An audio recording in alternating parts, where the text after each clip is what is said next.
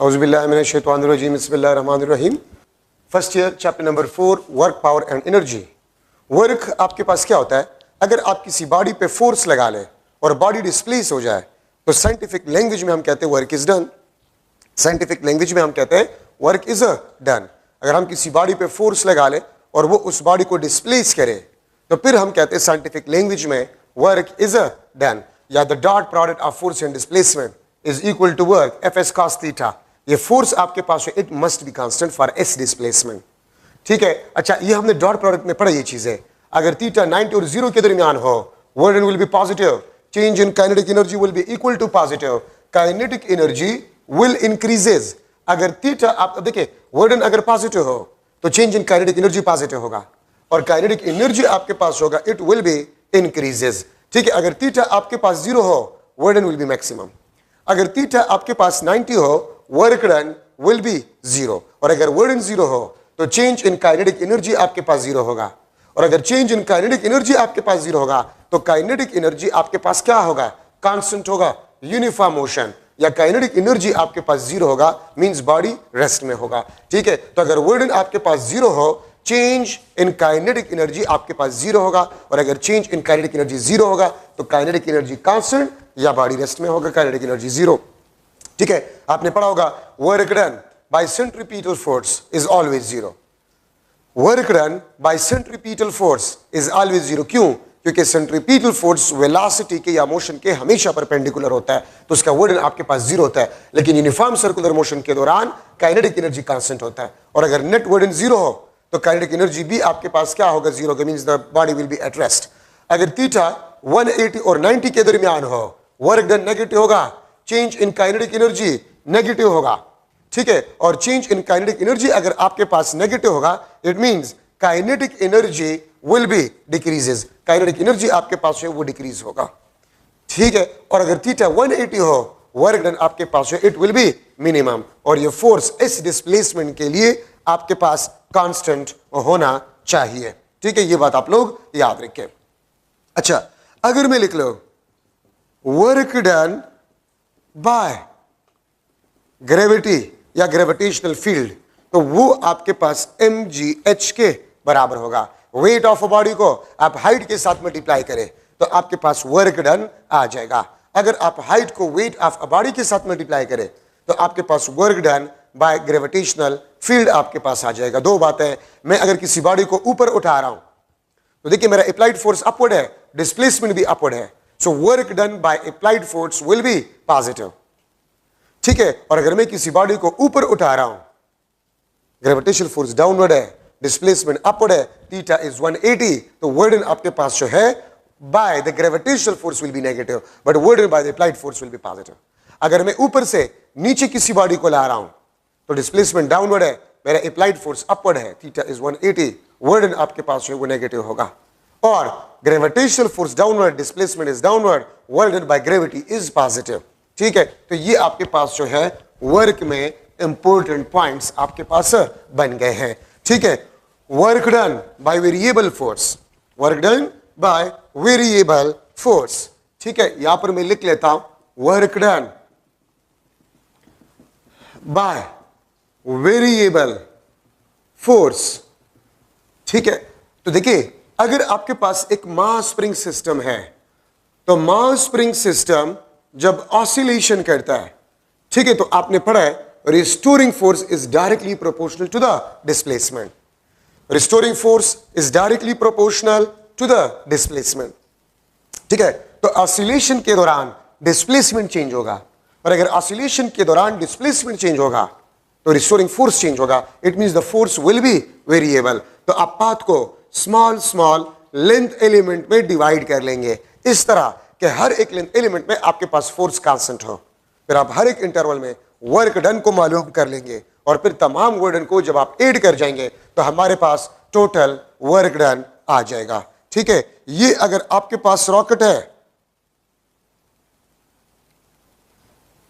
ठीक है, ये आपके पास रॉकेट, अगर रॉकेट ऊपर उठ रहा है हम क्या करेंगे? हम पाथ को डिवाइड कर लेंगे into small small length element. क्यों? क्योंकि रॉकेट जब ऊपर उठता है तो इस पे ग्रेविटेशनल फोर्स होता है, और ग्रेविटेशनल फोर्स आपको पता है inversely proportional to r square.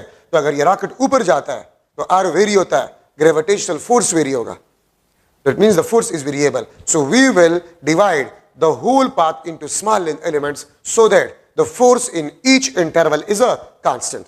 Then we will calculate the burden in each interval, and by adding them we will get the total work done. ठीक है, तो आप वर्डन किस तरह मालूम करते हैं? ठीक है, आप वर्डन को लिख सकते हैं F1 dot delta x1 plus F2 dot delta x2 plus Fn dot delta xn, या मैं इसको लिख सकता हूं summation I start from 1 Fi dot delta xi, या मैं इसको इस तरह भी लिख सकता हूं वर्डन 1 plus वर्डन 2 plus वर्डन 3 plus work done n, and this is summation I start from 1 to n wi।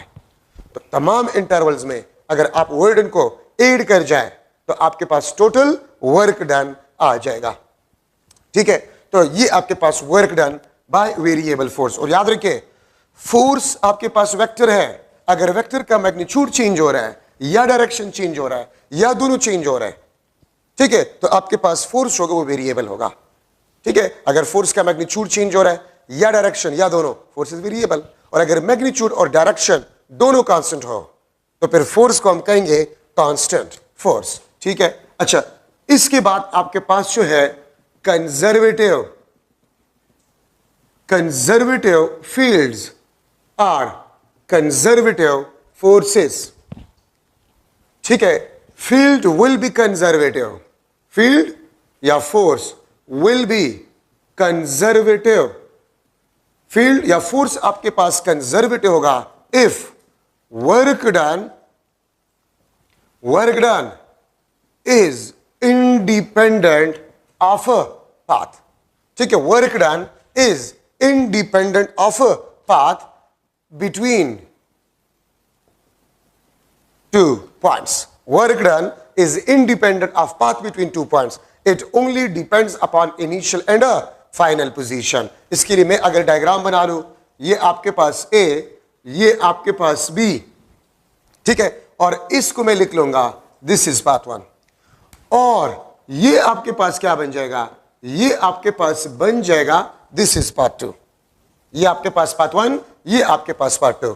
तो फर्स्ट पॉइंट के मुताबिक से अगर पार्ट 1 पे आप वर्डन करें और पार्ट 2 पे आप वर्डन करें and they are equal, second आपके पास जो है second point, work done along closed path is a 0। Work done along closed path is a 0। ये आपके पास लेट सपोज पॉइंट A है, A से आप B पॉइंट तक जा रहे हैं, B से आप वापस A पॉइंट तक आ रहे हैं। ठीक है, तो work done from A to A means A से स्टार्ट A पे एंड, दिस इज 0, क्योंकि क्लोज्ड पाथ का मतलब होता है the path which is same और common initial and final position, which is same common and initial position, उसको basically हम क्लोज्ड पाथ कहते हैं। इसको हम क्या कहते हैं, क्लोज्ड पाथ कहते हैं। सो कोई भी फील्ड या कोई भी फोर्स अगर ये दो प्रॉपर्टीज सेटिस्फाई करे तो हर वो फील्ड आपके पास जो होगा वो कंजर्वेटिव फील्ड होगा, और उस फील्ड का फोर्स आपके पास कंजर्वेटिव फोर्स होगा। ठीक है, लेकिन एक बात आप लोग याद रखें, मैं इससे और भी एक आसान तरीका आपको बता रहा हूं। अक्सर मुख्तलिफ बुक्स में MCQs है और प्रीवियस पेपर्स में भी MCQs है कि आपको फोर्सेस गिवन होता है और आपसे पूछा गया होता है कि गिवन फोर्सेस में कौन सा फोर्स कंजर्वेटिव है या कौन सा फोर्स नॉन कंजर्वेटिव है। तो आप MCQs में तो हर फोर्स के लिए ये प्रॉपर्टीज प्रूव नहीं कर सकते, तो फिर आप क्या करेंगे? तो मैं इसका एक आसान तरीका आपको बता रहा हूं, ठीक है, जिससे आपको पता चलेगा कि कौन सा फील्ड या कौन सा फोर्स आपके पास जो है वो कंजर्वेटिव है और कौन सा फोर्स आपके पास नॉन कंजर्वेटिव है। आसानी से आपको पता चलेगा। और वो क्या है, याद रखिए, हर वो फील्ड या हर वो फोर्स जिसके लिए पोटेंशियल एनर्जी आप पढ़ चुके हो या जिस फील्ड या फोर्स के लिए पोटेंशियल एनर्जी पॉसिबल हो, तो हर वो फील्ड और हर वो फोर्स वो आपके पास कंजर्वेटिव फील्ड या कंजर्वेटिव फोर्स होगा। ठीक है, ये बात याद रखिए। हर वो फील्ड या हर वो फोर्स जिसका पोटेंशियल एनर्जी आपके पास पॉसिबल हो या पोटेंशियल एनर्जी आप पढ़ चुके हो, ठीक है, तो उसका वो फील्ड या वो फोर्स आपके पास होगा वो कंजर्वेटिव होगा। आपने पढ़ा है इलेक्ट्रिक पोटेंशियल एनर्जी, तो इलेक्ट्रिक फील्ड इज कंजर्वेटिव। आपने पढ़ा है ग्रेविटेशनल पोटेंशियल एनर्जी, तो gravitational field is conservative, gravitational force is conservative. Electric potential energy, electric field is conservative, electric force is conservative. आपने पढ़ा है इलास्टिक पोटेंशियल एनर्जी, आपने पढ़ा है इलास्टिक पोटेंशियल एनर्जी, तो इलास्टिक फोर्स आपके पास जो है वो कंजर्वेटिव फोर्स होगा और इलास्टिक फील्ड भी आपके पास क्या होगा, कंजर्वेटिव फील्ड होगा। कभी भी आपने मैग्नेटिक पोटेंशियल एनर्जी नहीं पढ़ा होगा, तो इसलिए magnetic field generally is non conservative. हाँ, magnetic field inside a magnet is conservative, क्योंकि inside a magnet the magnetic field is uniform. या दो मैग्नेट्स का नॉर्थ और साउथ पोल आपने इतना करीब रखा हुआ है कि उसके नॉर्थ और साउथ के दरमियान मैग्नेटिक फील्ड यूनिफॉर्म हो, वहां पर मैग्नेटिक फील्ड कंजर्वेटिव बिहेव करेगा। वरना अगर जनरली आपसे कोई पूछे तो magnetic field is non conservative. अच्छा, एक और बात भी याद रखिए, हर वो फोर्स जिसकी वजह से एनर्जी लॉस्ट हो, हर वो फोर्स जिसकी वजह से एनर्जी लॉस हो जाए, हर वो फोर्स आपके पास नॉन कंजर्वेटिव होगा। Fractional force, damping forces, electromagnetic forces, ठीक है, viscous drag force, normal force वगैरह, ये आपके पास जो है नॉन कंजर्वेटिव फोर्सेस है, ठीक है। तो हर वो फोर्स जिसकी वजह से एनर्जी लॉस हो जाए वो आपके पास नॉन कंजर्वेटिव फोर्सेस होंगे। अगर मैं एक एमसीक्यू बना लूं, which force is non conservative, ठीक है, तो कौन सा फोर्स आपके पास नॉन कंजर्वेटिव है? K x, B option k v, C option m g और डी ऑप्शन क्यू ई। ये के एक्स कौन सा फोर्स है? ये आपके पास रिस्टोरिंग फोर्स है, ठीक है, या ये आपके पास इलास्टिक फोर्स है। The displacement dependent force is elastic. ये ड्रैग फोर्स है, the velocity dependent force, drag force.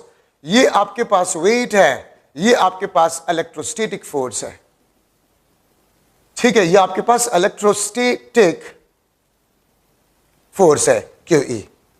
तो आप देखिए, ड्रैग फोर्स, इसकी वजह से एनर्जी लॉस होता है। इलास्टिक फोर्स, ये आपके पास कंजर्वेटिव है, ये आपके पास कंजर्वेटिव है, ये आपके पास कंजर्वेटिव है। Velocity dependent force which is a drag force, ठीक है, इसकी वजह से एनर्जी लॉस होता है, तो इसलिए आपके पास जो ड्रैग फोर्स है वो नॉन कंजर्वेटिव फोर्स है। वो आपके पास क्या है? नॉन कंजर्वेटिव फोर्स है, ठीक है। तो इस किस्म की क्वेश्चंस भी आपके पास आ सकता है, विच फोर्स इज कंजर्वेटिव और which force is a non conservative, ठीक है। तो ये इसकी आसान पहचान है, हर वो फोर्स जिसकी वजह से एनर्जी लॉस हो जाए, ठीक है, एनर्जी लॉस हो जाए वो नॉन कंजर्वेटिव होगा, ठीक है। ये बात आप लोग याद रखिए। एनर्जी का डिफिनीशन है the ability of a body to do work. The ability of a body to do work is known as energy. Energy के मुख्तलिफ फॉर्म है, लेकिन दो important basic types of energy है। एक तो आपके पास काइनेटिक एनर्जी है, दूसरा आपके पास पोटेंशियल एनर्जी है, ठीक है। The energy possessed due to virtue of motion of a body is known as kinetic energy, and the energy due to virtue of position, due to virtue of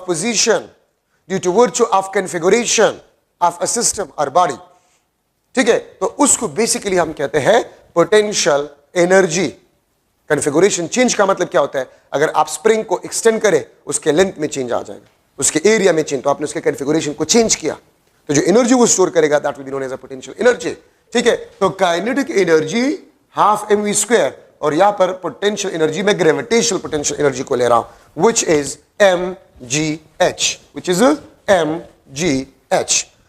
अच्छा, एक बात आप लोग याद रखें, मुख्तलिफ रेशो वाले क्वेश्चंस बनाए जा सकते हैं, मुख्तलिफ जो है रेशोज वाले क्वेश्चंस बनाए जा सकते हैं, ना कि सिर्फ इन इक्वेशन में, किसी भी इक्वेशन में रेशो वाले क्वेश्चंस आपसे पूछे जा सकते हैं। Kinetic energy is directly proportional to the mass if the velocity is kept constant। तो आपके पास आ जाएगा kinetic energy 1 divide by kinetic energy 2 is equal to m1 divide by m2। ठीक है, अगर mass double, kinetic energy will be double if velocity is constant. Mass half, kinetic energy will be half if the velocity is kept constant. Kinetic energy is directly proportional to the square of velocity if the mass is kept constant। ठीक है, और ये आपके पास आ जाएगा kinetic energy 1 divide by kinetic energy 2 is equal to v1 square divide by v2 square. या इसको मैं लिख सकता हूं v1 divide by v2 is equal to under the root of kinetic energy 1 divide by kinetic energy 2। अगर आप velocity को double कर जाए by keeping the mass constant, kinetic energy आपके पास 4 टाइम्स बन जाएगा। अगर आप वेलोसिटी को 3 टाइम्स कर जाए, काइनेटिक एनर्जी आपके पास 9 टाइम्स बन जाएगा if the mass is kept constant. Kinetic energy का ये इक्वेशन भी आप लोगों ने पढ़ा होगा, p square divide bye 2m। p is the linear momentum, m is the मास।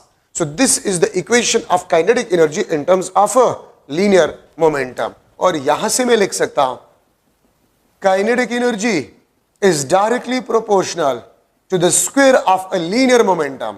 और मैं लिख सकता हूं kinetic energy 1 divide by kinetic energy 2 is equal to p1 square divide by p2 square. या p1 divide by p2 is equal to under the root of kinetic energy 1 divide by kinetic energy 2। अगर linear momentum double हो जाए तो kinetic energy आपके पास 4 times हो जाएगा। ठीक है, अगर मोमेंटम को आप हाफ कर जाए, काइनेटिक एनर्जी आपके पास 4 time decreases. Kinetic energy is inversely proportional to the mass if the linear momentum is kept constant. अगर लीनियर मोमेंटम आपके पास कांस्टेंट हो, और मैं लिख सकता हूं kinetic energy 1 divide by kinetic energy 2 is equal to m2 divide by m1। m2 divide by m1। तो kinetic energy 1 divide by kinetic energy 2 is equal to m2 divide by m1। यहां पर kinetic energy मास के directly proportional है, यहां पर kinetic energy मास के inversely proportional है। ठीक है, क्यों? यहां पर मोमेंटम अगर कांस्टेंट हो तो kinetic energy is inversely proportional to the mass. यहां पर अगर आपके पास वेलोसिटी कांस्टेंट हो तो kinetic energy is directly proportional to the mass. ठीक है, अच्छा, अब यहां पर मैं लिख सकता हूं इस इक्वेशन से मैं लिख सकता हूं p is equal to 2m kinetic energy under the root. उसी ऊपर वाली इक्वेशन से मैंने इसको भी लिख लिया। मैं लिख सकता हूं P is directly proportional to the square root of mass अगर आपके पास काइनेटिक एनर्जी कांस्टेंट हो। और इसको मैं लिख सकता हूं P1 divide by P2 is equal to under the root of m1 divide by m2। और देखिए, मैं आपसे यहां पर क्वेश्चन ये कर सकता हूं, एक हेवियर ऑब्जेक्ट है, दूसरा लाइटर ऑब्जेक्ट है, they have same kinetic energy, तो किसका मोमेंटम ज्यादा होगा? ठीक है, जिसका मास ज्यादा होगा, हेवियर का मोमेंटम ज्यादा होगा। ठीक है, एक हेवियर बॉडी है और एक लाइटर बॉडी है, उनकी काइनेटिक एनर्जी सेम है, तो मोमेंटम किसका ज्यादा होगा? हेवियर है तो उसका मोमेंटम आपके पास है वो ज्यादा होगा। P is directly proportional to the square root of a kinetic energy if mass is kept constant. ठीक है, और इसको मैं लिख सकता हूं P1 divide by P2 is equal to under the root of kinetic energy 1 divide by kinetic energy 2। ये ratio हम यहां पर कर भी चुके हैं। ठीक है, so these are some important ratios in the kinetic energy equation. ठीक है, अब इसमें अगर आप देखें तो मुख्तलिफ किस्म के रेशियोज वाले क्वेश्चंस बनाए जा सकते हैं। एमसीक्यू अगर मैं लिख लो m1 is equal to m2 is equal to m and kinetic energy 1 ratio kinetic energy 2 is equal to 1 ratio 3, then what will be the ratio of their momentum? इनके मोमेंटम का रेशियो आपके पास क्या होगा? 1 ratio 3, 1 ratio under root 3, 1 ratio 9 और D option आपके पास 3 ratio 1। ठीक है, दो आइडेंटिकल बॉडीज है। आइडेंटिकल का मतलब ये होता है कि मासेस आर सेम। अगर उनकी काइनेटिक एनर्जी का रेशियो 1 रेशियो 3 हो तो उनके मोमेंटम का रेशियो क्या होगा? ठीक है, तो इसमें ये वाला रेशियो इस्तेमाल हो रहा है ये वाला P1 divide by P2 is equal to under the root of kinetic energy 1 divide by kinetic energy 2। तो 1 का अंडर रूट 1, 3 का अंडर रूट 3, ये आपके पास इसका आंसर होगा। ये वाला रेशियो इसमें यूज हो रहा है। ठीक है, अगर मैं लिख लो MCQ kinetic energy 1 is equal to kinetic energy 2 is equal to E। अगर आपके पास P1 ratio P2 linear momentum का रेशो 1:4 हो तो फिर M1 और M2 का रेशो आपके पास जो है वो क्या होगा? ठीक है, M1 और M2 का रेशो आपके पास क्या होगा? तो मोमेंटम और mass, if the kinetic energy is a kept constant, if the kinetic energy is constant, P is directly proportional to the square root of a mass। और square root of mass मैं इसको इस तरह भी लिख सकता हूं, ठीक है, मैं यहां पर इसको लिख लूंगा P1 divided by P2 under the root of M1 divided by M2, या इसको मैं लिख सकता हूं P1 square divided by P2 square is equal to M1 divided by M2। ठीक है, तो मैं लिख सकता हूं A option 1:4, B option 1:2, C option 1:16, D option 1:1। तो आपके सामने P1 का स्क्वायर 1 का स्क्वायर 1, 4 का स्क्वायर 16, ये आपके पास आंसर आ जाएगा। ये रेशियो इसमें से यूज हो रहा है। ठीक है, अच्छा अब यहां पर मैं इस तरह भी इसको लिख सकता हूं P is equal to 2m kinetic energy under the root. तो मैं लिख सकता हूं P is directly proportional to the square root of mass and kinetic energy.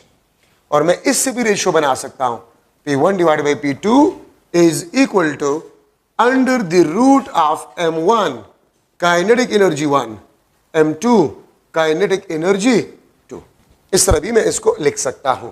ठीक है, अगर मैं ये इस तरह लिख लूं एक MCQ इसी में कि M1 ratio M2 is equal to 1:5, kinetic energy 1 ratio kinetic energy 2 is equal to 5:1।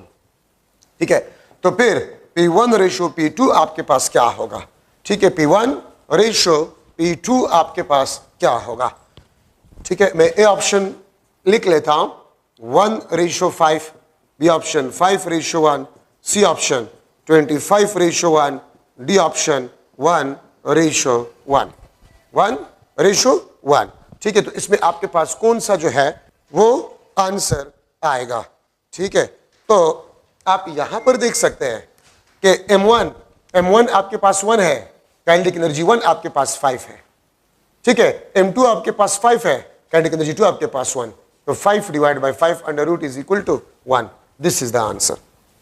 ठीक है, 1:1 आपके पास आंसर होगा। ठीक है, ये बात याद रखिए। तो these are some model MCQ, और जरूरी नहीं कि रेशो हमने सिर्फ काइनेटिक एनर्जी और मोमेंटम के इक्वेशन में लिया, इसके लिए सिर्फ है, किसी भी इक्वेशन में आपके पास ये रेशो वाले क्वेश्चंस आ सकते हैं। अब देखिए, अब परसेंटेज वाले क्वेश्चंस में करवा रहा हूं, मुख्तलिफ बुक्स में और प्रीवियस पेपर्स में परसेंटेज वाले क्वेश्चंस आते हैं। ठीक है, कि परसेंट इंक्रीज, अगर आपको एक में परसेंट इंक्रीज गिवन है तो दूसरे में आपके पास परसेंट इंक्रीज कितना आएगा? तो देखिए, परसेंटेज वाले क्वेश्चंस में एक बात आप लोग याद रखें कि बिफोर चेंज जो भी अमाउंट होगा उसको आपने 100% लेना होगा। बिफोर चेंज आपके पास जो भी अमाउंट होगा उसको आपने 100% लेना होगा। अगर आपके पास 10 रुपए है इनिशियली तो 10 को आप 100% कंसिडर करें। अगर आपके पास 5 रुपए है तो 5 रुपए को आप 100% कंसिडर करें। आपके पास 40 रुपए है, 40 रुपए को आप 100% कंसिडर करें। तो देखिए, आपके पास इनिशियल अमाउंट जो भी होगा उसको हम कंसिडर करते हैं 100%। आपके पास 10 रुपए थे, मैंने आपको 10 और दिए, कितने हो गए? 20। तो 20 10 का डबल है ना, तो आपके पास डबल अमाउंट हो गया। और डबल 2 का मतलब होता है 200%। आपके पास 200% अमाउंट हुआ। लेकिन मैं अगर आपसे पूछूं कि आपके पास इंक्रीज कितना आया, तो 10 रुपए का इजाफा आया। 10 रुपए तो पहले से आपके पास थे, तो इजाफा 10 रुपए का आया, और 10 रुपए मींस आपके इनिशियल अमाउंट के बराबर, इट मींस 100%। अगर आपके पास 10 रुपए थे, मैं आपको 5 रुपए दूं तो 15 रुपए मिल जाएंगे, तो टोटल 150%। लेकिन परसेंटेज इंक्रीज वो 50% आपके पास आए। टोटल परसेंटेज 150% और इन परसेंटेज इंक्रीज 50% आया। अब देखिए, अगर मैं लिख लो kinetic energy is directly proportional to v square if the velocity is double. अगर वेलोसिटी डबल हो जाए तो काइनेटिक एनर्जी 4 टाइम्स बन जाएगा। तो काइनेटिक एनर्जी 4 टाइम्स, 1 टाइम्स तो पहले से था। आपके पास 10 रुपए थे, मैंने आपको 30 और दिए, तो अब आपके पास 40 है। लेकिन आपके पास कितने पैसों का इजाफा आया? तो 30 रुपए का इजाफा आया। और 30 रुपए आपके इनिशियल अमाउंट का 3 टाइम्स है, तो 300% आपके पास इंक्रीज आया, लेकिन टोटल परसेंट 400% आपके पास मौजूद है। तो अगर velocity double, kinetic energy 4 time, तो 4 से 1 माइनस करें तो 3 बन जाएगा, तो 300% काइनेटिक एनर्जी में इंक्रीज आ जाएगा। अगर मैं वेलोसिटी को 3 टाइम्स कर जाऊं, अगर मैं वेलोसिटी को 3 टाइम्स कर जाऊं तो काइनेटिक एनर्जी 9 टाइम्स हो जाएगा, और 9 से 1 माइनस करें तो 8, तो 800% आपके पास in kinetic energy increase. Velocity 3 time, kinetic energy 9 times, तो 8 टाइम्स आपके पास इंक्रीज आया, तो 800% आपके पास इंक्रीज आया, और टोटल परसेंटेज आपके पास 900। मैं वेलोसिटी को 4 टाइम्स कर जाऊं तो 4 स्क्वायर 16, काइनेटिक एनर्जी 16 टाइम्स, तो 16 से 1 निकाले 15, तो 1500% आपके पास इंक्रीज, और टोटल परसेंटेज वो आपके पास 1600 बन जाएगा। तो इनिशियल अमाउंट जो भी होगा it is considered to be 100% और 1। इस किस्म के क्वेश्चंस भी आप लोगों ने देखे होंगे इस रिलेशन में। और याद रखिए, जो अभी मैं आपको ट्रिक बता रहा हूं ये सिर्फ इसके लिए नहीं है, हर पैरामीटर जब दूसरे पैरामीटर के स्क्वायर के साथ रिलेट होता है तो ये ट्रिक आप इस्तेमाल कर सकते हैं। अगर मैं लिख लो 20% इंक्रीज इन लीनियर मोमेंटम, तो percentage increase in kinetic energy आपके पास क्या होगा? अगर मोमेंटम में 20% इंक्रीज आ जाए, ठीक है, तो percentage increase in kinetic energy आपके पास क्या होगा? ठीक है, इसके एक आसान तरीका मैं आपको बता रहा हूं, लेकिन जो तरीका मैं आपको बता रहा हूं वो सिर्फ उन नंबर्स के लिए, लाइक 10, 20, 30, 40, 50, इस किस्म के नंबर के लिए, किसी और नंबर के लिए आप ये ट्रिक इस्तेमाल नहीं कर सकते। तो देखिए 20% इंक्रीज है तो 20 2 दफा लिख ले, और इंक्रीज है तो प्लस, इसका जो स्टार्ट नंबर है 2, तो अगर आप 2 और 2 को मल्टीप्लाई करें 4, स्टार्टिंग नंबर को मल्टीप्लाई करें, 2 2 4, आप इसको 8 करें तो 44%, 44% इज द इंक्रीज। ठीक है, अगर मैं लिख लो 30% इंक्रीज इन लीनियर मोमेंटम, तो percentage increase in kinetic energy क्या होगा? तो देखिए 30% इंक्रीज इन मोमेंटम, तो 30% 2 दफा लिख ले, और 3 3 9, 3 3 9%, ये आपके पास 69% बन गया। तो 69% आपके पास इसका आंसर आ गया। 40, तो 40 plus 40, starting number 4 4 4 4 4 multiply by 4 16, तो 40 प्लस 40 प्लस 16 आपके पास काइनेटिक एनर्जी में होगा। ठीक है, इंक्रीज। अच्छा, तो ये आपके पास काइनेटिक एनर्जी पी स्क्वायर। अगर मैं लिख लो कि 20% डिक्रीज इन लीनियर मोमेंटम, तो फिर आपके पास percentage decrease in kinetic energy आपके पास क्या होगा? तो अब डिक्रीज आई है तो वही तरीका है, 20 प्लस 20 माइनस 2 2 4, वहां पर इंक्रीज तो 2 2 4 8, यहां पर डिक्रीज तो 2 2 4 सब्ट्रैक्ट। ठीक है, तो 40 माइनस 4 36%, इसका आंसर आपके पास 36% आया। ठीक है, अगर मैं लिख लो 30% डिक्रीज इन लीनियर मोमेंटम, तो percentage decrease in kinetic energy आपके पास क्या होगा? तो 30 प्लस 30, 3 3 9, तो 60 माइनस 9 51%, तो आपके पास 51% डिक्रीज आपके पास आ जाएगा इन द काइनेटिक एनर्जी। ठीक है, तो ये आपका आसान तरीका है इस किस्म के एमसीक्यूज को सॉल्व करने का। ठीक है, अगर मैं इस तरह लिख लो, इसको उल्टा करके, P is directly proportional to the square root of a kinetic energy. ठीक है, तो फिर आप क्या करेंगे? अगर मैं लिख लो, उसको उल्टा करके मैं लिख लूं कि 44%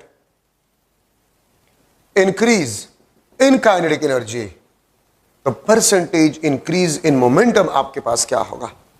ठीक है, तो इसका तरीका आपके पास क्या होगा? 44% increase in kinetic energy, then the percentage increase in momentum will be dash। तो देखिए, अगर ए ऑप्शन आपके पास है 20%, बी ऑप्शन आपके पास है 44%, सी ऑप्शन 88% और डी ऑप्शन आपके पास जो है 12% है, तो इसका आसान तरीका क्या है? लेकिन ये ट्रिक जो मैं आपको बता रहा हूं, कोई भी पैरामीटर किसी दूसरे पैरामीटर के स्क्वायर रूट के साथ अगर वेरी हो रहा है, किसी दूसरे पैरामीटर के स्क्वायर रूट के साथ वेरी हो रहा है, ठीक है। तो उसके लिए हम ये डिस्कस कर रहे हैं। तो देखिए आप क्या करेंगे, 44% इंक्रीज इन काइनेटिक एनर्जी, तो अगर जिसमें इंक्रीज आपको दिया गया उस पर अंडर रूट है तो उसको हाफ करें, 44 को हाफ करें, 22 के नजदीक आंसर देखिए यही आपके पास, ठीक है। इसका एक्चुअल तरीका क्या है, 44% इंक्रीज, तो इनिशियल अमाउंट तो 100% होगा, तो 100 प्लस 44 ये आपके पास 144% होगा। और 144% को आप लिख सकते हैं 144 डिवाइड बाय 100, ये आपके पास 1.4, क्योंकि परसेंट का मतलब क्या होता है पर 100, 1.44, इस पे स्क्वायर रूट है, आप इसका स्क्वायर निकालें तो 144 का स्क्वायर रूट 12 होता है, 1 पॉइंट के बाद 1 नंबर के बाद पॉइंट लगा ले, ठीक है। इसको मैं लिख सकता हूं 120%, ठीक है।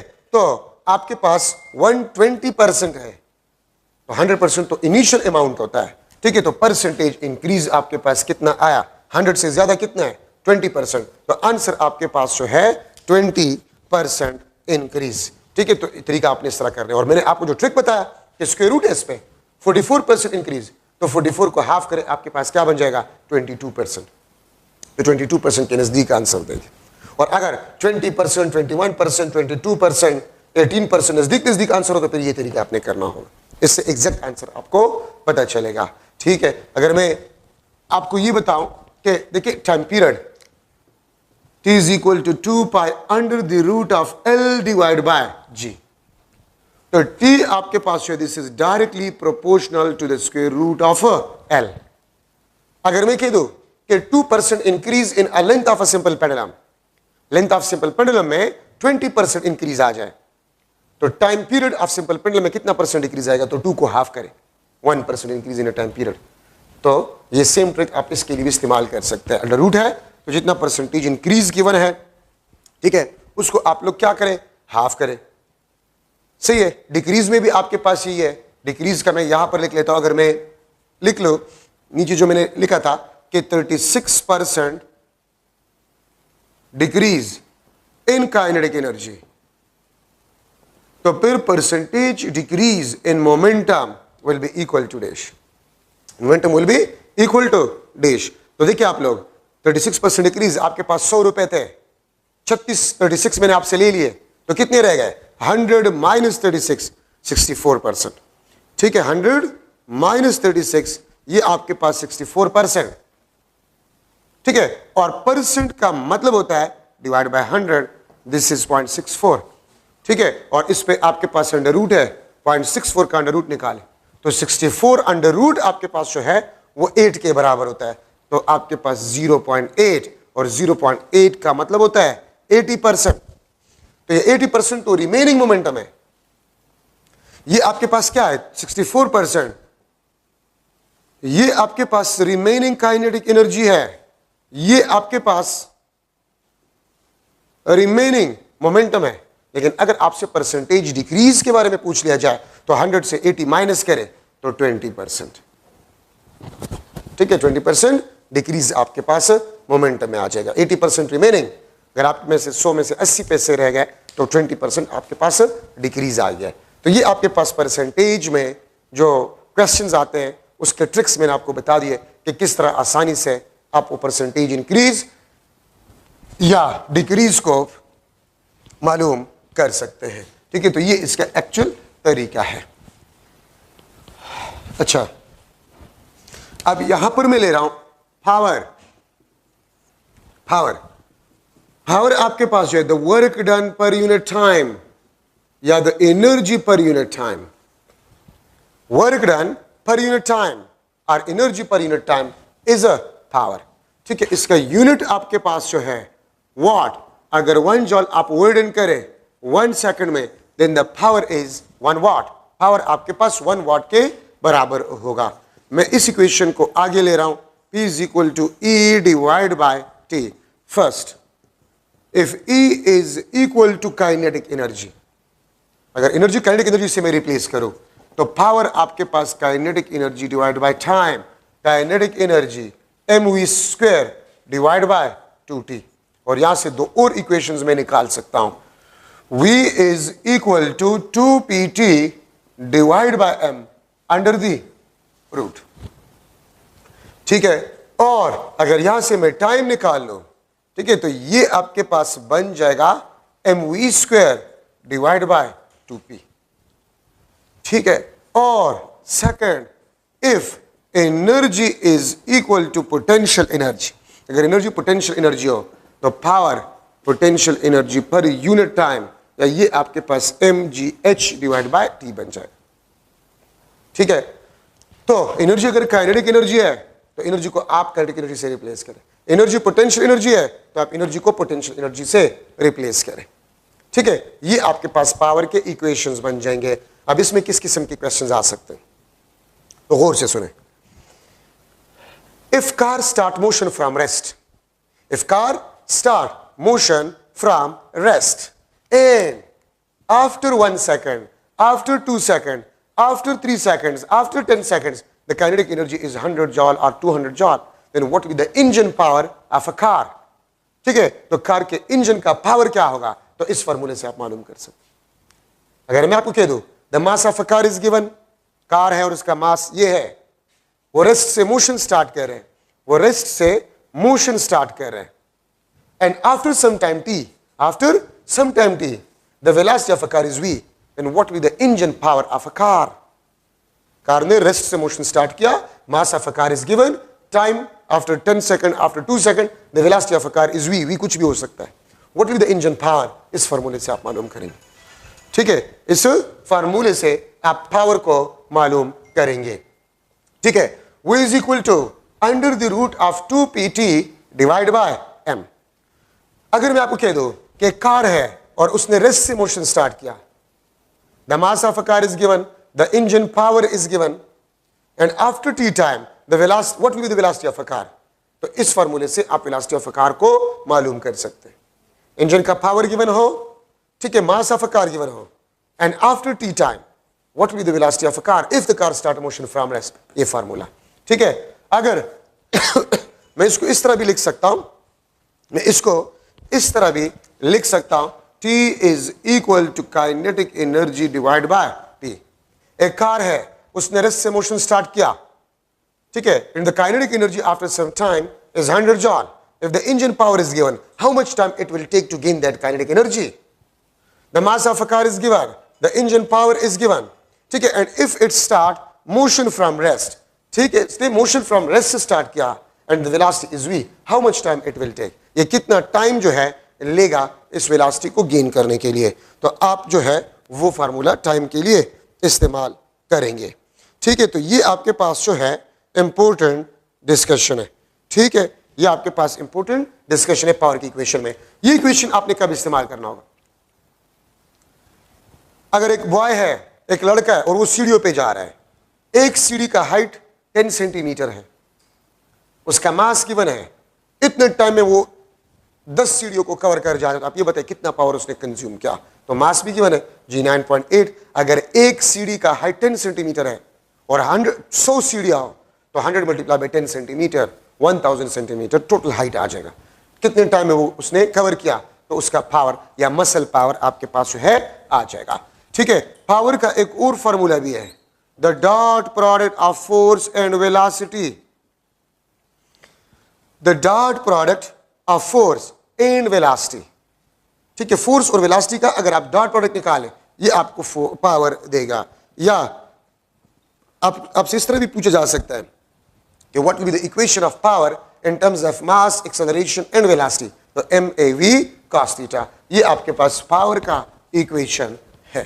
ठीक है, तो ये पावर में आपके पास इंपॉर्टेंट डिस्कशन है। और याद रखिए, horse power is also the unit of power, ठीक है, which is 1 horse power is equal to 746 watt, और FPS सिस्टम में 1 हॉर्स पावर 550 जो है वो 550 न्यूमेरिकल वैल्यू होगा FPS सिस्टम में 1 हॉर्स पावर। ठीक है, अच्छा, अब आपके पास जो है energy is equal to PT। याद रखिए, आपके पास कमर्शियल यूनिट ऑफ एनर्जी है, कमर्शियल यूनिट ऑफ एनर्जी आपके पास जो है वो 1 किलोवाट आवर, जिसको हम 1 BOTU भी कहते हैं। This is board trade unit, 1 kilowatt hour, and this is 3.6 multiplied by 10 to the power 6 joule.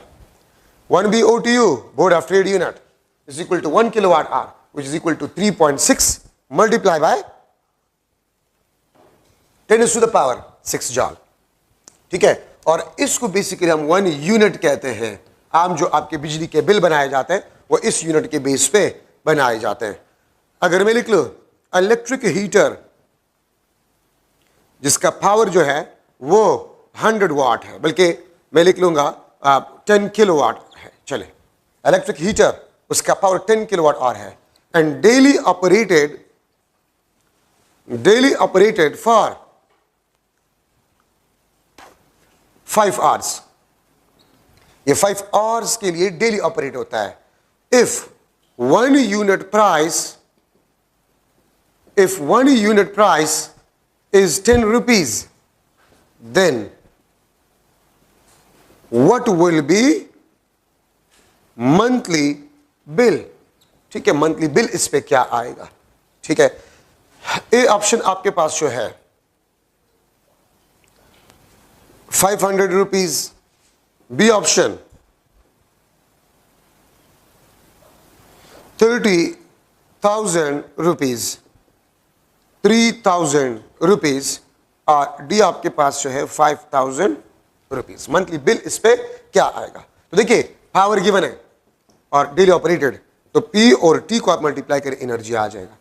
ठीक है, तो ये आपके पास 10 किलोवाट आवर, ये डेली एनर्जी है, ये डेली एनर्जी है. तो इसका मतलब ये है कि डेली यूनिट कितने हैं, 10 यूनिट. ये हीटर एक दिन में 10 यूनिट कंज्यूम करते हैं, 10 यूनिट्स ये कंज्यूम करते हैं, और एक यूनिट की कीमत क्या है, 10 रुपए है. अच्छा, 10 रुपए मैंने लिए, तो फिर ऑप्शन में आपके पास थोड़ा सा गड़बड़ होगी क्योंकि मैंने 5 रुपए की बेस पे किया.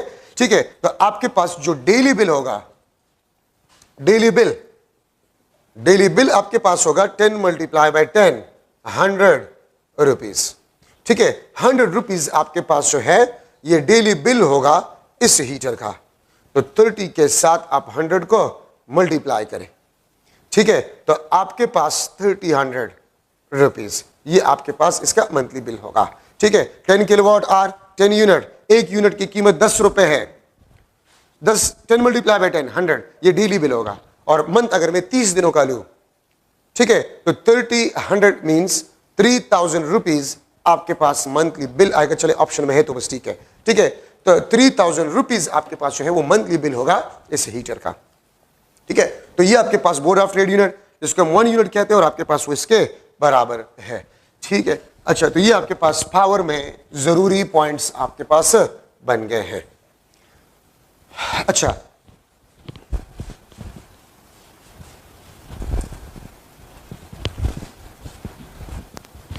अब यहां पर हम डिस्कस कर रहे हैं another important topic, work energy principle, which is also important for MCQs. Work energy principle आपको ये कहते हैं कि work will be always equal to change in energy. Work will be always equal to change in energy. ठीक है, तो मैं लिख सकता हूं W is equal to delta E, change in energy.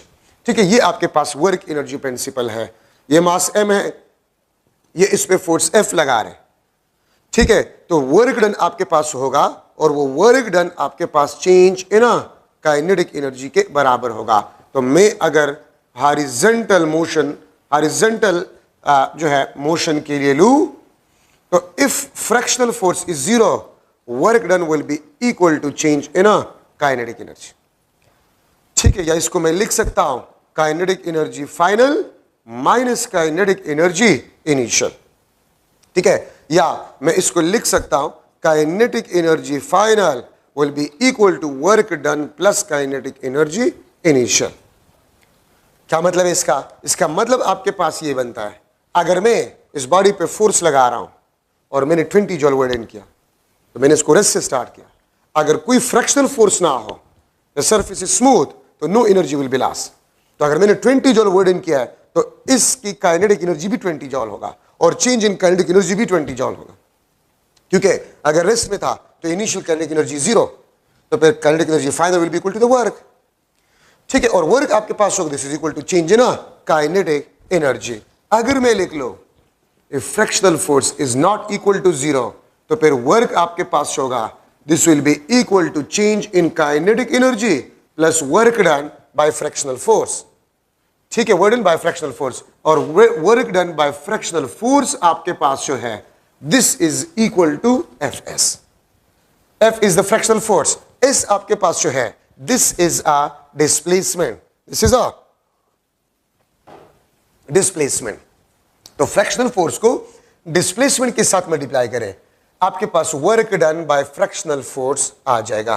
ठीक है, तो आप work done by fractional force को भी मालूम कर सकते हैं, which is equal to work minus change in kinetic energy. और याद रखें वर्क डन बाय फ्रैक्शन, ये आपके पास एनर्जी लॉस्ट होता है। फ्रैक्शन फोर्स जो वर्क डन करता है वो एनर्जी लॉस को रिप्रेजेंट करता है, और एनर्जी लॉस आपके पास होते वो हमेशा हीट फॉर्म में होता है। ठीक है, अगर मैं लिख लो एमसीक्यू के वर्क हमने 60 जॉल वर्क डन किया, if fractional force is equal to 0 work on a body and move, तो फिर आपके पास चेंज इन काइनेटिक एनर्जी या काइनेटिक एनर्जी इस बॉडी का क्या होगा। ठीक है, A option 60 joule, B option less than 60 joule, C option greater than 60 joule, और डी ऑप्शन आपके पास जो है 0 जॉल। तो अगर आपने किसी बॉडी पे वर्क डन किया 60 जॉल, ठीक है, तो काइनेटिक एनर्जी चेंज या काइनेटिक एनर्जी आपके पास 60 जॉल ही होगा। ठीक है, अच्छा, अब एक और क्वेश्चन मैं कर रहा हूं कि MCQ, let's suppose 8 Newton force act on a body of mass 2 kilogram, 8 Newton force act on a body of mass 2 kilogram and move for 4 meter, and move for 4 meter displacement, 4 meter displacement तक हमने इसको move किया with 3 metre पर second square acceleration. ठीक है, हमने 1 Newton force लगा लिया किसी बॉडी पे जिसका मास 2 किलोग्राम था, और हमने 4 मीटर डिस्टेंस पे या डिस्प्लेसमेंट तक उसको मूव किया विद 3 मीटर पर सेकेंड स्क्वायर एक्सेलरेशन। देन मैं आपसे एक क्वेश्चन कर सकता हूं, फ्रैक्शनल फोर्स क्या होगा। दूसरा क्वेश्चन WF या एनर्जी लास्ट आपके पास क्या होगा। थर्ड क्वेश्चन मैं आपसे यह पूछ सकता हूं कि नेट वर्क डन क्या होगा, नेट वर्क डन क्या होगा। फोर्थ क्वेश्चन में आपसे यह पूछ सकता हूं चेंज इन काइनेटिक एनर्जी क्या होगा। फिफ्थ क्वेश्चन में आपसे यह पूछ सकता हूं what will be the kinetic energy of the body. ये 5 क्वेश्चन मैं आपसे कर सकता हूं। सारा कमाल फ्रैक्शनल फोर्स में, अगर फ्रैक्शनल फोर्स आपको पता चल जाए तो सब क्वेश्चंस के आंसर्स आपको पता चल जाएंगे। ठीक है, तो मैं क्या करूंगा, इसका बहुत आसान तरीका मैं आपको बता रहा हूं। अगर आपको मास गिवन हो और एक्सेलरेशन गिवन हो तो इसको मल्टीप्लाई करें। ma को अगर आप मल्टीप्लाई करें, ये आपके पास 3 2 6 न्यूटन आ जाएगा, और हम कितना फोर्स लगा रहे हैं, 8 न्यूटन फोर्स लगा रहे हैं। इन दोनों का प्रोडक्ट तो 6 आ रहा है, लेकिन हम तो 8 न्यूटन फोर्स लगा रहे हैं और इन दोनों का प्रोडक्ट 6 आ रहा है, तो इसका मतलब है कि fractional force is non zero. तो अगर हम 8 न्यूटन लगा रहे हैं और मास और एक्सेलरेशन का प्रोडक्ट 6 आ रहा है, तो 2 न्यूटन कम है ना, तो ये आपके पास 2 न्यूटन फ्रैक्शनल फोर्स होगा। अब work done by fractional force, energy loss, ये Fs, fractional force multiply by S। ठीक है, तो फ्रैक्शनल फोर्स आपके पास 2 न्यूटन है और डिस्प्लेसमेंट आपके पास 3 मीटर है, 4 मीटर है, 4 मीटर। तो फ्रैक्शनल फोर्स 2 मल्टीप्लाई बाय 4, ये आपके पास 8 जॉल। एक दफा फिर रिपीट कर रहा हूं, आप मास और एक्सेलरेशन को मल्टीप्लाई करें तो फोर्स अगर अप्लाइड फोर्स के बराबर आ जाए तो फिर फ्रैक्शनल फोर्स 0 होगा, और अगर आप मास और एक्सेलरेशन को मल्टीप्लाई करें, जो फोर्स आता है वो अप्लाइड फोर्स से कम है, तो जितना कम आ रहे वही आपके पास फ्रैक्शनल फोर्स होगा। फिर फ्रैक्शनल फोर्स को डिस्प्लेसमेंट के साथ मल्टीप्लाई करे, आपके पास वर्क बाय फ्रैक्शनल फोर्स आ जाएगा, या एनर्जी लॉस्ट आ जाएगा, या थर्मल एनर्जी प्रोड्यूस आ जाएगा। अब नेट वर्क डन, हम तो 8 न्यूटन फोर्स लगा रहे हैं, लेकिन नेट फोर्स तो 6 न्यूटन लग रहा है, तो 6 को आप 4 के साथ मल्टीप्लाई करें, 24 जॉल, ये आपके पास नेट वर्क डन होगा। नेट फोर्स मतलब अप्लाइड फोर्स से फ्रैक्शनल फोर्स को सब्ट्रैक्ट करे और वो डिस्प्लेसमेंट के साथ मल्टीप्लाई करे, वो आपके पास नेट वर्क डन आ जाएगा। Applied force minus fractional force multiply by displacement, ठीक है।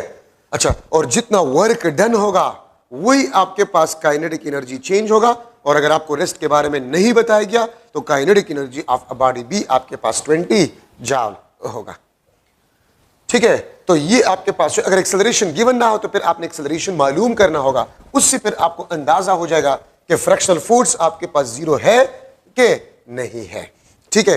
वर्टिकल मोशन में अगर आप किसी बॉडी को ऊपर उठा रहे हैं तो आपने जो वर्डन किया है, it is equal to the change in a potential energy.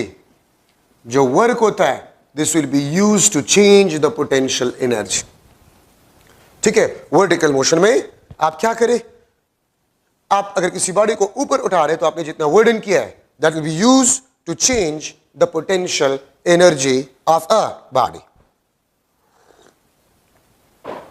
ठीक है। ये वर्टिकल मोशन के लिए आपके पास है, ठीक है। तो ये आपके पास वर्क एनर्जी प्रिंसिपल है। अब देखिए, वर्क एनर्जी प्रिंसिपल में हम फॉलोइंग बॉडीज को लेते हैं। कोई भी बॉडी अगर फॉल करे ऊपर से नीचे तो पोटेंशियल एनर्जी लॉस्ट होगा, काइनेटिक एनर्जी गेन होगा। Potential energy lost will be equal to kinetic energy gain if the drag force is zero या air resistance is a zero.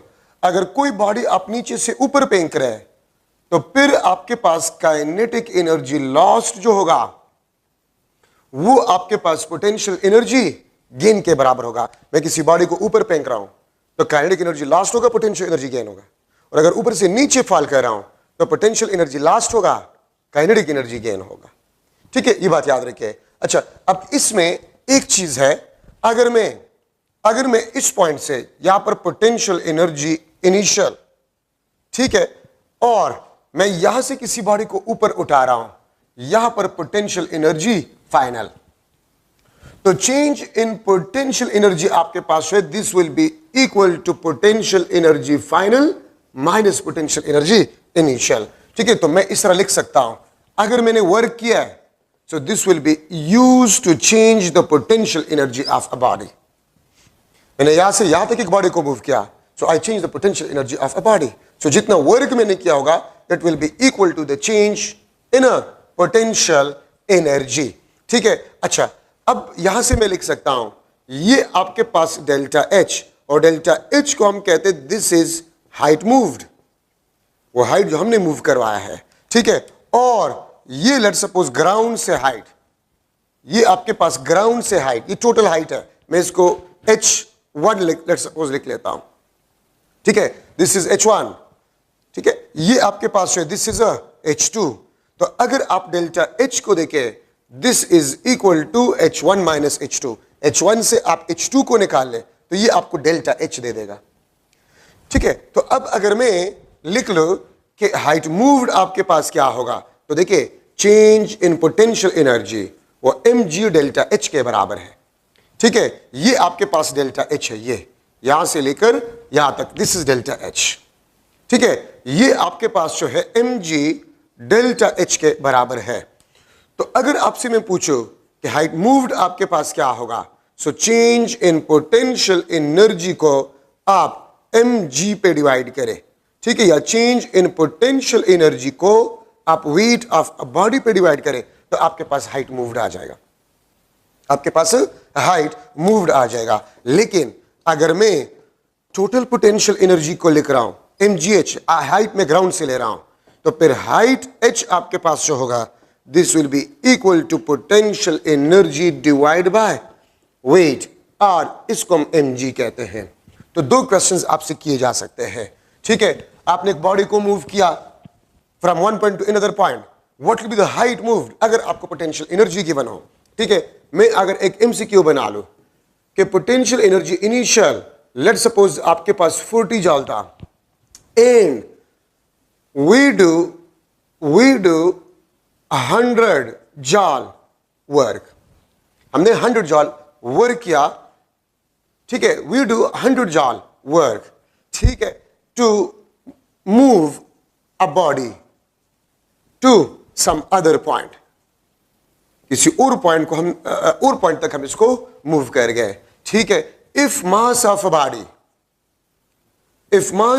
A body is 1 kg, then height moved, ठीक है, then height moved will be dash, height moved आपके पास क्या होगा, ठीक है। A option मैं लिख लेता हूं, that is basically 14 metre, B option 10 metre, C option आपके पास जो है दैट इज 12 मीटर, और डी ऑप्शन आपके पास 5 मीटर है। तो देखिए, अगर मैं इसका डायग्राम जो है वो बना लूं, मैं अगर इसका डायग्राम बना लूं, ये आपके पास पोटेंशियल एनर्जी इनिशियल था विच वाज 40 जॉल, इस पे मैंने वर्ड इन किया और इसको मैंने किसी और पॉइंट तक ले गया हूं, तो 100 जॉल मैंने वर्ड इन किया, तो यहां पर 40 जॉल एनर्जी था, यहां पर फाइनल पोटेंशियल एनर्जी 140 जॉल होगा। अगर मास ऑफ अ बॉडी आपके पास 1 किलोग्राम हो तो फिर ये हाइट मूव क्या होगा, तो याद रखिए मैंने यहां पर लिखा था कि वर्क डन आपके पास जो है this is equal to change in potential energy. तो मैंने कितना वर्ड इन किया था, वर्क डन एमसीक्यू में गिवन है 100 joule which is equal to the change in potential energy. तो चेंज इन पोटेंशियल एनर्जी को आप mg पे डिवाइड करें, आपके पास हाइट मूव्ड आ जाएगा। तो 100 डिवाइड बाय, आसानी के लिए आप g को 10 ले ले, मास तो ये आपके पास कैंसल, 10 मीटर तक हमने हाइट को मूव करवाया, ठीक है। 40 जॉल पोटेंशियल एनर्जी था, हमने एक बॉडी को मूव किया from this point to another point where we do 100 joule work. तो अगर कोई एनर्जी लॉस ना हो तो 40 के साथ 100 ऐड करें, 140 जॉल आपके पास इस पॉइंट पे पोटेंशियल एनर्जी आ जाएगा। तो अगर आपसे मैं पूछ लो what will be the change in potential energy, ठीक है, तो change in potential energy will be equal to the work, और चेंज इन पोटेंशियल एनर्जी को आप वेट ऑफ अ बॉडी पे डिवाइड करें तो हमने जो हाइट मूव किया वो आ जाएगा। अगर इफ मास, मैं यहां से इसको चेंज कर रहा हूं, ठीक है, मैं यहां से इसको चेंज कर रहा हूं, अगर क्वेश्चन में मैं लिख लूं कि हाइट ऑफ बॉडी क्या होगा, height of body will be equal to dash, तो टोटल हाइट मतलब ग्राउंड से आप लेंगे, तो हाइट ऑफ बॉडी के लिए पोटेंशियल एनर्जी को आप mg पे डिवाइड करेंगे। फाइनल पोजीशन पे पोटेंशियल एनर्जी क्या है, 140 जॉल है, इसको आप 10 पे डिवाइड करें तो फिर आपके पास 14 मीटर जो है वो आंसर होगा। तो अगर आपसे पूछा गया कि हाइट क्या होगा तो 14 मीटर, आपने कितना हाइट मूव किया इस बॉडी को, तो फिर चेंज इन पोटेंशियल एनर्जी को वेट पे डिवाइड करें। देखिए यहां पर पोटेंशियल एनर्जी 40 था, फिर मैंने 100 जॉल वर्ड इन किया, यहां पर 140 था, तो मैंने कितना हाइट मूव किया, तो मैंने तो ये हाइट मूव किया। लेकिन ग्राउंड से अगर मैं हाइट मालूम करूंगा तो फिर टोटल पोटेंशियल एनर्जी को मैं वेट पे डिवाइड करूंगा, ठीक है, ये बात याद रखें। अच्छा, फॉलिंग के दौरान बल्कि मैं यहां पर लिख लेता हूं, आप ये देखिए, अगर आपके पास एक बॉडी फॉल कर रहा है, ठीक है, ये आपके पास हाइट h जो है, बॉडी हाइट h पे मौजूद है, हाइट h पे आपके पास बॉडी मौजूद है, तो यहां पर पोटेंशियल एनर्जी को लेट सपोज मैंने E लिख लिया, potential energy of a body at height h is E। अगर ये फॉल हो रहा है, ठीक है, अगर ये फॉल हो रहा है, दिस इज फॉलिंग, ठीक है, और कितना फॉल हो गया है, लेट सपोज आपके पास h डिवाइड बाय 10 हाइट, बल्कि मैं लिख लूंगा 9h divide by 10 height fall, तो जमीन से ये कितना ऊपर अभी भी है, h डिवाइड बाय 10 जमीन से ऊपर है, और falling let 9h divide by 10 height fall. मैं फिर रिपीट कर रहा हूं, ये हाइट h थे, यहां पर मास m, potential energy is E। अगर ये बॉडी फॉल कर रहा है और आपको बताया जाए कि 9h डिवाइड बाय 10 हाइट ये फॉल हो गया, तो जमीन से कितना ऊपर होगा, ये h डिवाइड बाय 10। मैं इस तरह भी कह सकता हूं कि if the body is falling and during fall, if the body is at h divide by 10 height, तो what will be the potential energy lost, या what will be the kinetic energy gain, ठीक है, what will be the potential energy remaining. ये मुख्तलिफ questions आपसे पूछे जा सकते हैं। तो देखिए, अगर ये आपके पास h डिवाइड बाई 10 है, तो एनर्जी को 10 पे डिवाइड करें। ये रिमेनिंग हाइट है ना, तो रिमेनिंग हाइट आपको रिमेनिंग पोटेंशियल एनर्जी देगा। तो E बाई 10 आपके पास रिमेनिंग पोटेंशियल एनर्जी होगा। अगर 10 में से एक पार्ट एनर्जी है तो फिर पोटेंशियल एनर्जी लास्ट आपके पास कितना होगा, 9E डिवाइड बाय 10। और ये आपके पास क्या होगा, काइनेटिक एनर्जी गेन होगा। ठीक है, मैं एक दूसरा एग्जांपल करवा रहा हूं। लेट सपोज ये आपके पास हाइट h, यहां पर एक बॉडी मौजूद है and it is falling, let suppose h divide by 8, ये आपके पास हाइट फॉल है। ठीक है, और हाइट h पे जो पोटेंशियल एनर्जी था, लेट सपोज 100 जॉल, बल्कि मैं E ही लिख लूंगा, E कुछ भी हो सकता है। Potential energy eight height h is E। अगर ये h divide by 8 height fall हो जाए, तो आप देखिए अगर h बाय 8 हाइट फॉल है, मतलब 8 में से एक पार्ट फॉल हो रहा है, तो 8 में से 7 पार्ट ये अभी भी जमीन से ऊपर होगा। h बाय 8 अगर फॉल है तो 7h डिवाइड बाय 8, ये आपके पास रिमेनिंग हाइट होगा। ये आपके पास रिमेनिंग हाइट होगा and this is the height fall. तो आप क्या करेंगे, आप एनर्जी को 8 पे डिवाइड करें। हाइट फॉल ये लास्ट एनर्जी आपको देगा। हाइट फॉल h बाय 8 है, तो आपके पास potential energy lost which will be the kinetic energy gain, this will be equal to E divided by 8। ये रिमेनिंग हाइट है आपके पास, तो potential energy remaining this is equal to 7E divide by 8। तो अगर body h divide by 8 height fall हो जाए तो आपके पास पोटेंशियल एनर्जी लॉस्ट या काइनेटिक एनर्जी गेन वो E डिवाइड बाय 8 के बराबर होगा। ठीक है, और रिमेनिंग हाइट आपके पास होगा वो potential energy remaining 7E divide by 8 आपके पास होगा। ठीक है, अब अगर मैं इस पे एक MCQ बना लूं कि पोटेंशियल एनर्जी, ठीक है, is equal to 100 joule at 10 metre height. ठीक है, potential energy is 100 joule at 10 metre height from ground.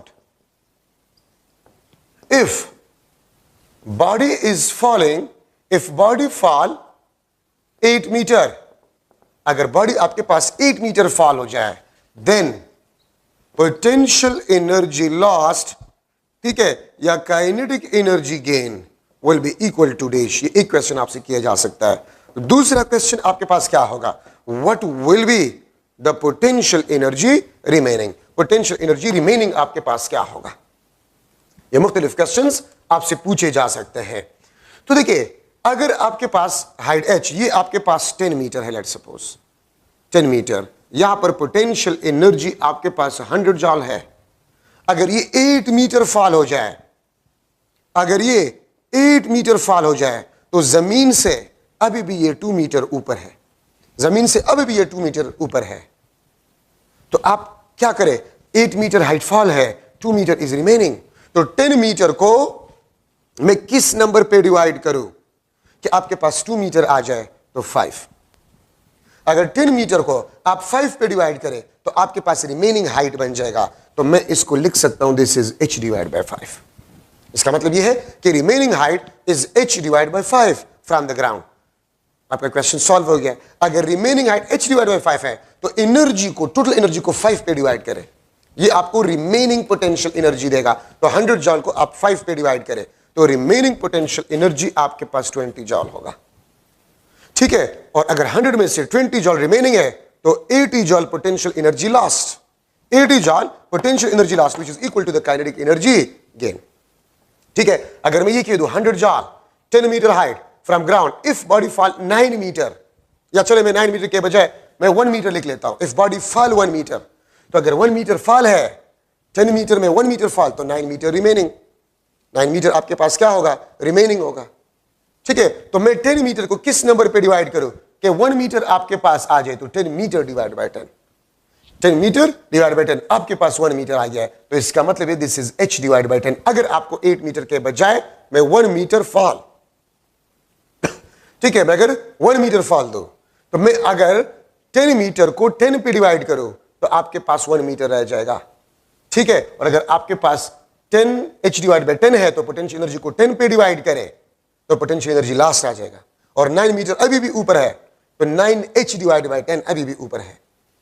ठीक है, तो अगर आप पोटेंशियल एनर्जी को 10 पे डिवाइड करें तो 10 जॉल आपके पास आ जाएगा पोटेंशियल एनर्जी लॉस्ट या काइनेटिक एनर्जी गेन। और अगर 100 में से 10 जॉल पोटेंशियल एनर्जी लॉस्ट है तो रिमेनिंग आपके पास जो होगा वो 90 जॉल होगा। तो इस तरीके से आप इसको सॉल्व करेंगे। So that is one of the model MCQ. Absolute gravitational potential energy. Absolute gravitational potential energy का मतलब होता है the potential energy at a point with respect to infinity. The potential energy at a point with respect to infinity, इसको basically हम कहते हैं absolute gravitational potential energy. अगर आप जीरो पोटेंशियल एनर्जी के रेफरेंस पॉइंट पे या इंफिनिटी के रेफरेंस पे आप किसी पॉइंट पे पोटेंशियल एनर्जी को डिफाइन कर रहे हैं, वो एब्सोल्यूट ग्रेविटेशनल पोटेंशियल एनर्जी कहलाता है। ठीक है, ये आपका लेट सपोज अर्थ है, ठीक है, ये आउटसाइड अ ग्रेविटी, एफ जी यहां पर जीरो है, आर आपके पास इनफाइनाइट, पोटेंशियल एनर्जी भी जीरो। तो इस पॉइंट के बेस पे अगर आप किसी पॉइंट पे पोटेंशियल एनर्जी को डिफाइन कर रहे हैं तो वो पोटेंशियल एनर्जी क्या कहलाएगा? एब्सोल्यूट पोटेंशियल एनर्जी कहलाएगा। So the potential energy at a point with respect to infinity या zero potential point is known as absolute gravitational potential energy. अगर आप जीरो पोटेंशियल एनर्जी पॉइंट के बेस पे किसी point पे पोटेंशियल एनर्जी को define करें एब्सोल्यूट, लेकिन अगर नॉन जीरो पॉइंट पे लेट्स सपोज ये आपके पास 40 जॉल पोटेंशियल एनर्जी था विच इज नॉन जीरो, अगर मैं 50 जॉल वर्क करूं तो फिर यहां पर आपके पास पोटेंशियल एनर्जी 2 बन जाएगा, 50 प्लस 40 90 जॉल आपके पास बन जाएगा। अब देखिए ये नॉन जीरो पोटेंशियल एनर्जी है, तो मैं इस पोटेंशियल एनर्जी को एब्सोल्यूट नहीं कह सकता, नॉट एब्सोल्यूट, क्योंकि यहां पर पोटेंशियल एनर्जी जीरो नहीं है। इसके बेस पे मैं यहां पर कहता हूं 90 जॉल। और क्यों एब्सोल्यूट में नहीं कह सकता? क्योंकि 40 जॉल में जरूर एरर होगा, मैं इस पर यकीन नहीं कर सकता, तो इसलिए उसमें भी एरर होगा, मैं इसको एब्सोल्यूट नहीं कह सकता। लेकिन अगर यहां पर मैं कह दूं कि पोटेंशियल एनर्जी 1 0 जॉल और आपने वर्क किया एग्जैक्टली 50 जॉल का वर्क आपने किया, तो यहां पर पोटेंशियल एनर्जी अगर एनर्जी लॉस ना हो तो मैं कह सकता हूं एग्जैक्टली 50 जॉल। तो फिर इस पॉइंट पे पोटेंशियल एनर्जी को मैं एब्सोल्यूट कह सकता हूं, because this the potential energy with reference to zero joule and this the potential energy with respect to non zero potential energy. तो उसको मैं एब्सोल्यूट नहीं कह सकता, लेकिन इसको कह सकता हूं क्योंकि रेफरेंस पॉइंट जीरो और जीरो में तो एरर नहीं है, तो इसलिए एग्जैक्टली 50 जॉल होगा अगर एनर्जी लॉस ना हो। ठीक है, इसको हम एब्सोल्यूट ग्रेविटेशनल पोटेंशियल एनर्जी कहते हैं। और देखिए ये वाला इक्वेशन जो है mgh, ये हम कब इस्तेमाल करते हैं? Use only if h is very very small then the radius of Earth. अगर h height radius of Earth से बहुत ज्यादा स्मॉल हो तो फिर हम mgh वाला इक्वेशन इस्तेमाल कर सकते हैं। अगर h बहुत ज्यादा हो तो फिर हम इसके इक्वेशन इस्तेमाल नहीं कर सकते। Gravitational potential energy minus GMEM 1 divide bye R1 minus 1 divide bye R2। ठीक है, और इसमें याद रखिए R2 आपके पास होता है वो R1 से ज्यादा होता है। ठीक है, अगर R2 आपके पास इंफिनिटी हो, ठीक है, तो फिर gravitational potential energy minus GMEM R1 या जनरली अगर मैं लिख लो minus GMEM divide by R। ठीक है, this is the absolute gravitational potential energy. ये माइनस साइन किस चीज को शो करता है? ये बाउंडनेस को शो करता है। ये किस चीज को शो करता है? ये boundness. Gravitational potential energy is negative, it means everything is bound to the gravity.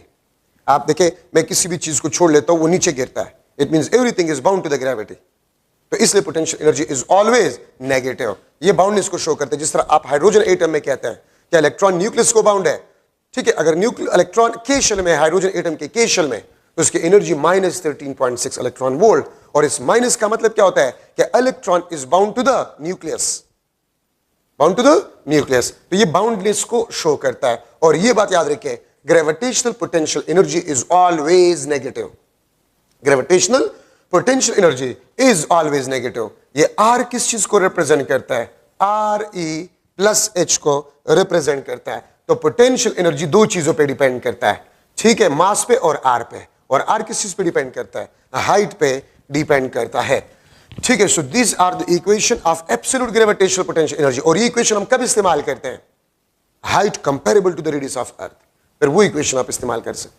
लेकिन mgh वो आप तब इस्तेमाल कर सकते हैं if the height is very small, a is compare to the radius of Earth. ठीक है, ये लेट्स सपोज अर्थ है और अगर आप सरफेस ऑफ अर्थ से ऊपर किसी बॉडी को ले जा रहे हैं, ठीक है, तो पोटेंशियल एनर्जी ये आपके पास लेस नेगेटिव होगा।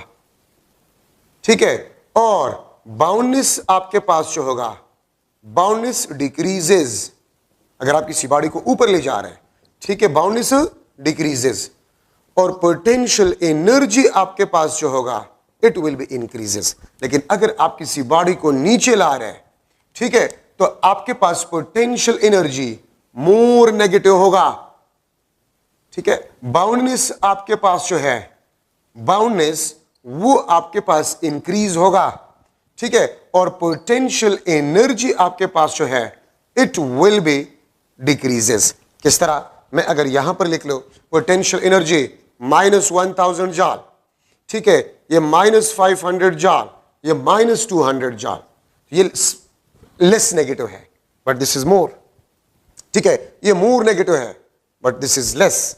और बाउंडनेस यहां पर ज्यादा है, यहां पर बाउंडनेस कम है। एग्जैक्टली उसी तरह जिस तरह आप हाइड्रोजन एटम में कहते हैं कि इलेक्ट्रॉन अगर न्यूक्लियस के करीब है तो बाउंडनेस ज्यादा होगा, इलेक्ट्रॉन न्यूक्लियस से दूर है बाउंडनेस कम होगा। तो एग्जैक्टली वही बातें यहां पर हम ग्रेविटेशनल पोटेंशियल एनर्जी के लिए भी करते हैं। ठीक है, तो gravitational potential energy is always negative, ये हमेशा आपके पास नेगेटिव होता है। ठीक है, पोटेंशियल एनर्जी का इक्वेशन आपके पास ये भी है, mgr small r, where small r is re plus h, और g आपके पास जो है वो हाइट पे आपके पास है, जो या ऑन द एवरेज अगर हम 9.8 भी ले ले फॉर स्मॉल r, तो स्मॉल हाइट, तो उसके लिए भी हम इसको इस्तेमाल कर सकते हैं।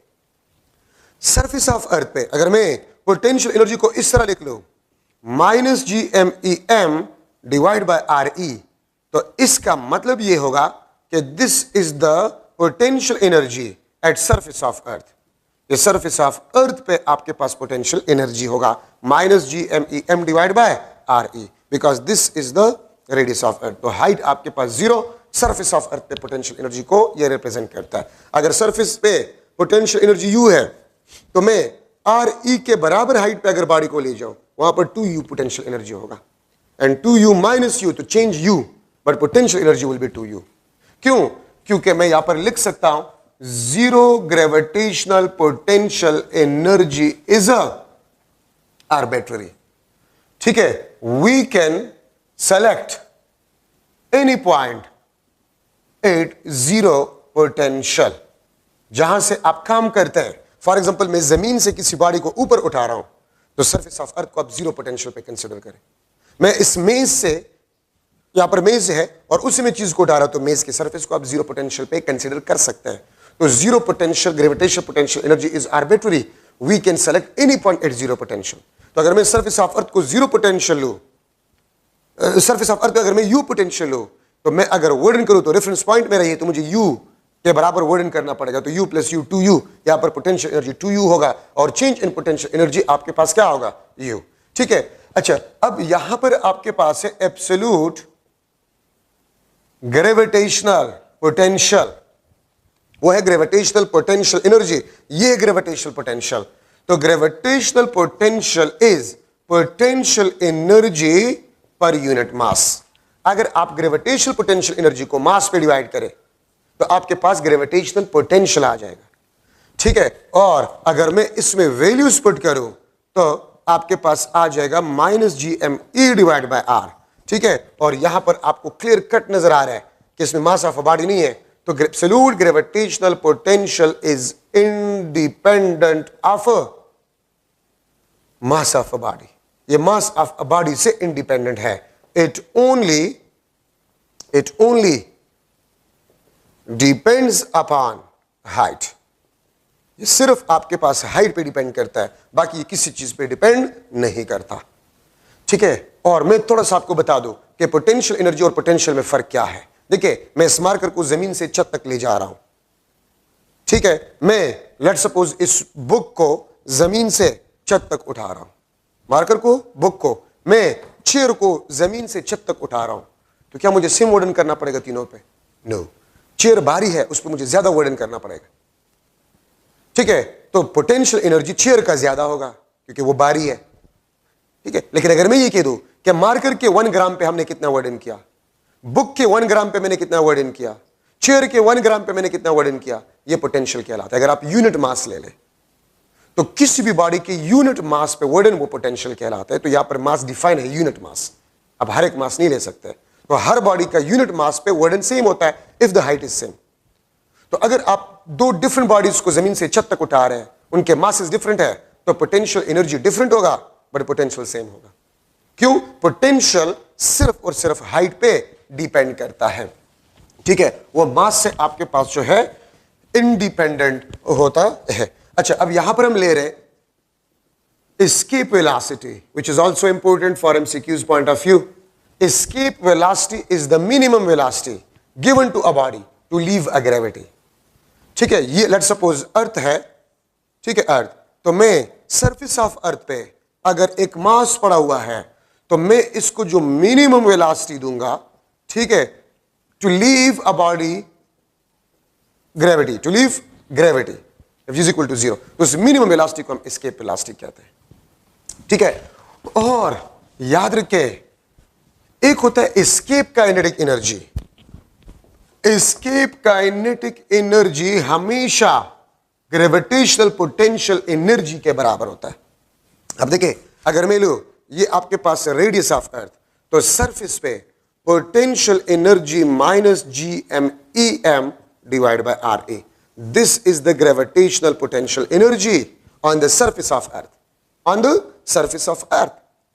ठीक है, तो याद रखे किसी भी बॉडी का जो ग्रेविटेशनल पोटेंशियल एनर्जी होता है, अगर उतना आप काइनेटिक एनर्जी दे तो बॉडी फील्ड से निकल जाएगा। अगर मैं कह दूं कि एक बॉडी और उसका सरफेस ऑफ अर्थ पे पोटेंशियल एनर्जी वो 1000 जॉल है, तो मैं इसको कम से कम कितना काइनेटिक एनर्जी दूं ग्रेविटी से निकालने के लिए, तो 1000 जॉल। जो पोटेंशियल एनर्जी होगा वही आपके पास एस्केप वेलोसिटी होगा। और अगर हम सरफेस ऑफ अर्थ की बात कर रहे हैं तो GMEM डिवाइड बाय RE, ठीक है, GMEM डिवाइड बाय RE, ये आपके पास एस्केप काइनेटिक एनर्जी होगा। और escape kinetic energy mass of a body पे डिपेंड करता है।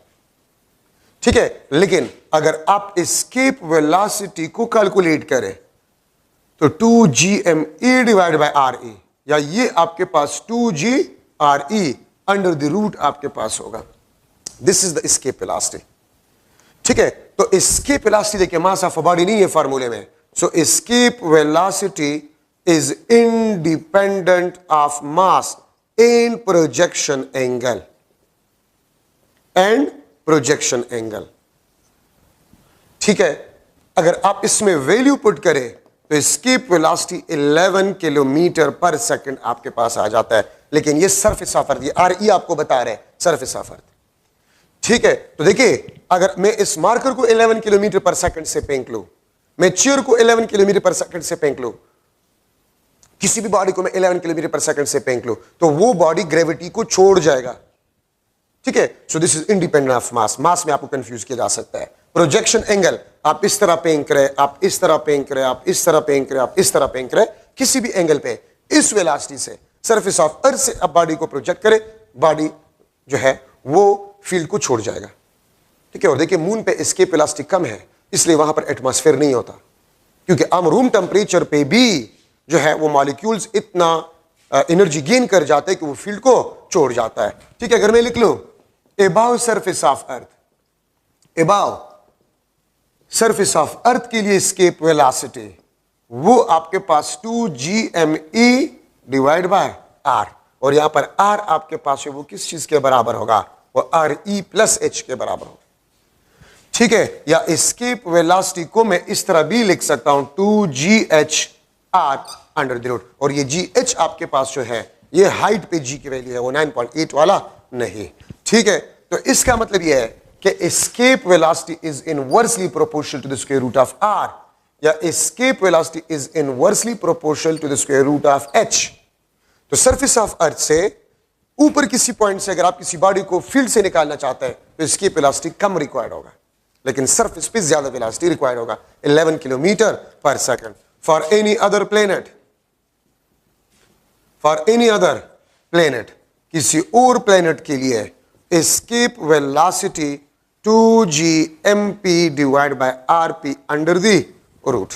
mp is the mass of a planet, rp is the radius of a planet. एक प्लेनेट है जिसका मास अर्थ के मुकाबले में डबल है और उसका रेडियस भी डबल है, तो उसके सरफेस पे एस्केप वेलोसिटी क्या होगा? तो 2 कैंसल, जो सरफेस ऑफ अर्थ पे होगा वही उसी जो है प्लेनेट पे भी होगा। अगर mass of a planet double of earth, radius of a planet double of earth, तो escape velocity is independent of mass, but escape kinetic energy depends upon mass. अगर आप मास को डबल कर जाए, एस्केप काइनेटिक एनर्जी डबल होगा, but escape velocity आपके पास वही होगा। ठीक है, सो ये आपके पास एस्केप वेलोसिटी में इंपॉर्टेंट डिस्कशन आपके पास बन गया है। अब देखिए, मशीन है, मशीन आपके पास दो किस्म के, आइडियल और रियल। आइडियल वो मशीन जिसकी एफिशिएंसी 100% हो, रियल वो मशीन जिसकी एफिशिएंसी 100% से कम हो। ठीक है, अच्छा अब देखिए, अगर मैं एक बॉडी को इंक्लाइन प्लेन पे हाइट h तक ले जाता हूं, ये हाइट h आपके पास, ये हाइट h है, ये आपके पास डिस्टेंस d है, और बॉडी को मैं इस इंक्लाइन प्लेन पे मूव कर लेता हूं। ठीक है, कुछ वैल्यूज मैं ले लेता हूं। d is equal to let suppose 10 metre, height आपके पास 4 मीटर है, और मास ऑफ अ बॉडी आपके पास 1 kg है। तो फिर वर्क आपके पास क्या होगा? तो याद रखिए, अगर आप इंक्लाइन प्लेन पे किसी बॉडी को ले जा रहे हैं तो वर्क हमेशा आपके पास mgh होगा। आप वर्टिकल हाइट लेंगे, आप ये डिस्टेंस नहीं लेंगे। दूसरी बात, अगर मैं इस बात पे 1 सेकंड में इस मास को यहां तक ले जाऊं, 2 सेकंड में, 1 मिनट में वर्डन कितना होगा? mgh ही आपके पास होगा। ठीक है, अगर मैं आपसे एक और क्वेश्चन करूं कि देखिए, आपके पास 5 आइडेंटिकल बॉक्सेस हैं, each of height h, 5 identical blocks है, ईच ऑफ हाइट h, और उसको मैं एक दूसरे के ऊपर रख रहा हूं, तो मुझे कितना वर्क डन करना पड़ेगा? वर्क डन मुझे कितना करना पड़ेगा? तो देखिए, अगर मैं एक ब्लॉक इसके ऊपर रखना चाहता हूं, ठीक है, तो मुझे हाइट h ये ऊपर ले जाना होगा, तो मैंने कितना वर्क डन किया होगा? mgh।